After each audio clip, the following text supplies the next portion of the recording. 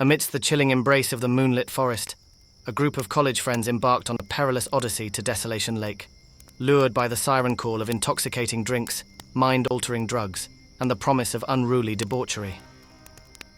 The lake had a notorious reputation for hosting countless parties and debauchery, but tonight it would unveil its darkest secrets. Desolation Lake lay shrouded in the heart of a dense forest. Tall, gnarled trees whispered secrets as the group arrived, their eerie silhouettes looming ominously. The moon cast an eerie pallor upon the water, making it seem almost otherworldly. As the night wore on, the friends laughed and cheered, their voices echoing off the still waters. But gradually the atmosphere shifted. A creeping sensation settled over the group as they noticed the forest around them grew silent, as if nature itself held its breath. As the bonfire crackled and the stars blinked overhead, a strange mist began to roll in from the lake.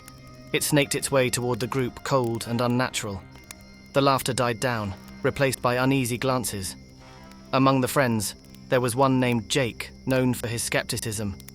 He scoffed at the growing unease, attributing it to overactive imaginations and too much alcohol. But even he couldn't ignore the feeling that something was wrong.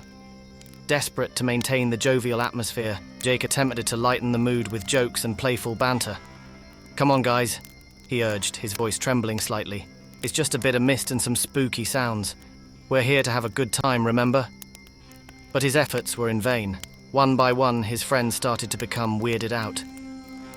Sarah, with her wide eyes fixed on the encroaching mist, muttered something about her grandmother's tales. Mike, who was usually the life of the party, clutched his drink tightly, his knuckles turning white. Just as Jake was about to dismiss it all as nonsense, the mist thickened, obscuring the lake entirely. In the eerie silence that followed, they heard a mournful, spectral cry echoing from the depths. Panic spread through the group as they realized that they were not alone. The spectral cry grew louder, its origin impossible to pinpoint. It was as if the very lake itself was mourning some ancient tragedy. The mist coiled tighter, forming ghostly shapes that danced on the water's surface. One by one, the friends began to see fleeting glimpses of shadowy figures beneath the surface, twisted, distorted faces reaching out from the depths. A sense of dread settled over them as they realized the lake held something far more sinister than they could have ever imagined. These figures appeared to be the tormented souls of those who had met a tragic fate at Desolation Lake over the centuries. Their features were contorted in anguish, their eyes hollow and accusing, as if they were trapped in a never-ending cycle of torment. The friends couldn't discern their words, but the anguished cries that emanated from these spectral apparitions sent shivers down their spines. It became apparent that the lake held the vengeful spirits of those who had met a gruesome end in its unforgiving waters, and they were now seeking to draw the living into their watery grave.